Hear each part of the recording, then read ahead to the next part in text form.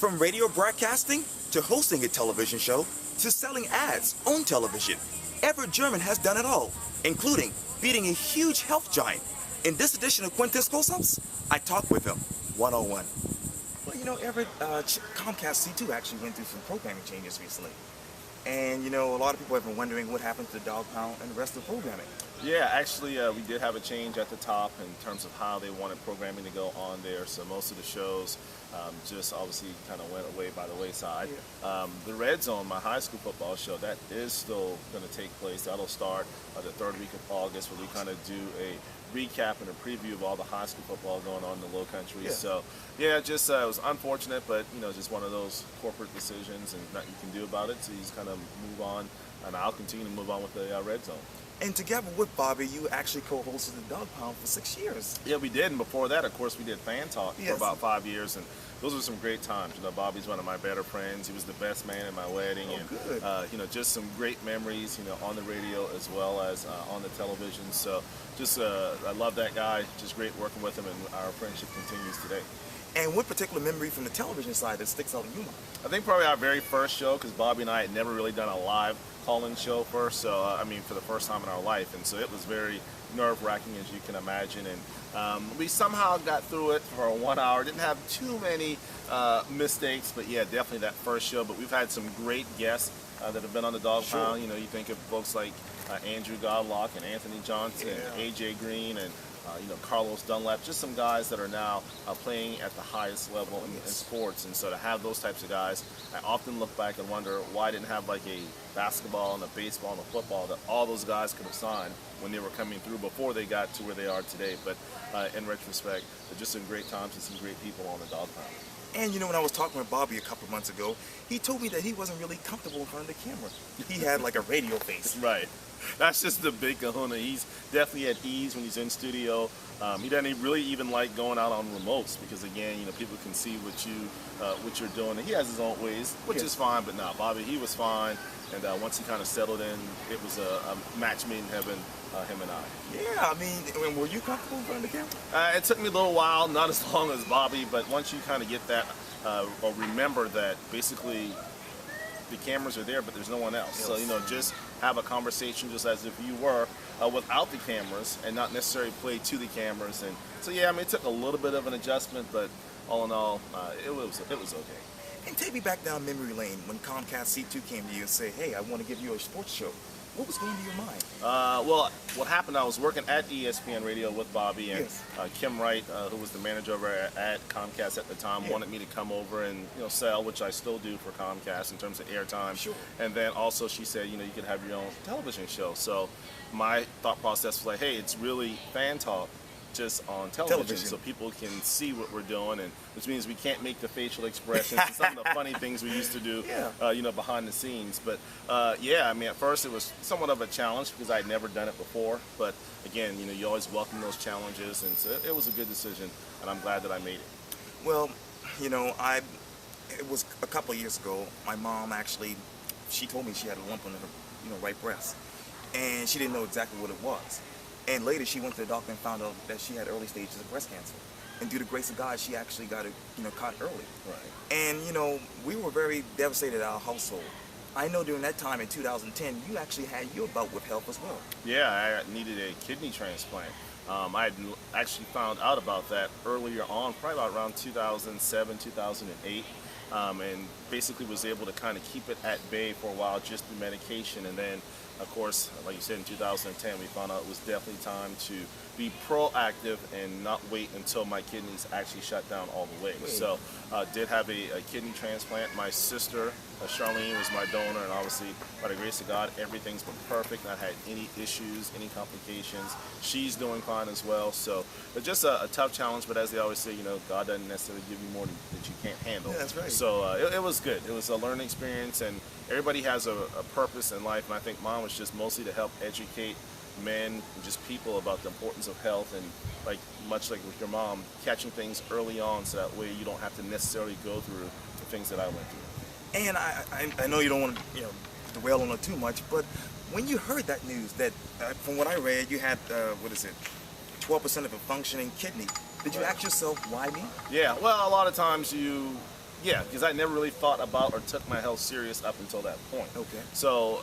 kind of in a roundabout way, I knew I was the problem for it because of the way I was, eating and not exercising and just taking care of your body. Yeah. So, but again, me having a spiritual background, things just happen, and so it's one of those situations where you can't necessarily let it get you down. You just have to continue to fight, and I definitely did not. I mean, I actually worked all the way up until the day before. I had my kidney transplant, and now, I'm more of a messenger and going out and making talks and talking about my experience and just trying to help others. And as we sit here right now, how is your health? Actually, great. I mean, my creatinine, which is the big level, right now is 1.5. It needs to be lower than 2. Sure. So 1.5 is my creatinine level. I've lost, since the whole bout with the kidneys situation, about 60 pounds.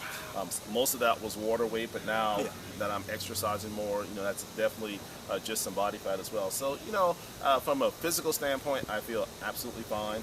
I have renewed energy, which allows me to spend time, obviously, with my family, which I really couldn't do before, just for the simple fact that always tired, always fatigued, and just kind of having those toxins in your body.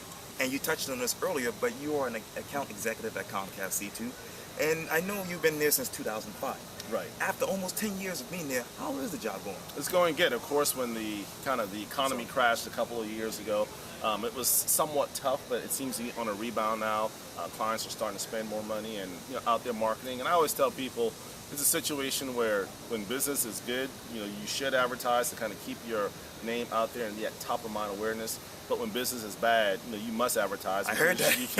You gotta change something because what you're doing is not necessarily working. So me being a people person and liking to get out and meet new people, it gives me an opportunity to get out, meet people, and more importantly, not necessarily be a salesperson for Comcast, but be a marketing consultant and kind of help people with their business. And even before Comcast, it was Kirkland Broadcasting. Exactly. So it's the same thing. It kind of went from when I was at Kirkland Broadcasting, basically just selling sports, to now over at Comcast, I'm selling still sports on television, but also, your female programs, your kids programs, just all different types of things. So instead of having all my eggs in one basket, now I have 40 baskets because I have 40 different networks that I sell, like ESPN and TNT, and TBS and USA. So it's just between what I like to do and what they offer, it was a perfect match. And you were writing commercials for Kirkland, right? Yeah, basically over at Kirkland, you do a little bit of everything. I mean, you sell it, you write it, you produce it. And that was one of the biggest, I guess, differences coming over to Comcast is we actually have a producer who does all of that. So literally I just sell it, then I turn it over. So from that standpoint, I can still add my input on what I think the commercial should look like. But, television, that's another thing, the production. I mean, radio, you can turn a commercial around in 30 minutes. TV, it takes about 2 to 3 days if you want to do it right. And when you were first working at Kirkland, I actually understand that you began color commentary for the College of Charleston radio network. Yes, still doing that. College of Charleston basketball. I've worked with Tony Shupo up until 4 years ago, and now Jeff McCarriger is my partner, and just love it. I'm a big basketball fan. I coach AAU during the summer, and just an opportunity to, again, be around those young kids and kind of keep you motivated and energized, and just a blast. Be able to go to see some different places, some different areas, do some different things. So yeah, that was one thing that was afforded to me because of my working at Kirkland Broadcasting, and proud and thankful that Comcast still allows me to do that basically from necessarily November. Obviously you work with kids with your basketball program and whatnot. Talk to me about the importance of kids getting an education. Yeah, of course, me going to high school and college as well is one of those situations where, as I guess the times change, it's so important to have, just the basic fundamentals, and being able to read and write and be able to get employment and career. So that is one thing when I'm out talking to kids or, teaching my AAU kids about just off the court as well. When it comes to time where you can't dribble a basketball or you can't hit a baseball or you can't catch a football anymore, you have to have something to fall back on. So, it's just real important to make sure you have that, and also just your manners. Sometimes not necessarily what you know, but who you know. So you can always have respect, and respect will carry a real far way in life. So I emphasize that to all kids, and now more than ever. That is awesome. Describe to me the following one word: Mount Pleasant. Perfect. Wando High School. Special. Premier Jammers. Hard work. Sports. Love. Broadcasting. Love. Edo. Unique. Let's talk about family again. And your wife, Megan. I understand you guys actually got married in 2005. Yep, she did. She's from Nebraska, and met her when she came down here to visit a friend, and had a long distance relationship for a couple of years, and then she decided to make the trek over here and get married. So going on 8 years. So very happy and pleased, and just one lucky man because of my schedule and my travel and the whole 9 yards.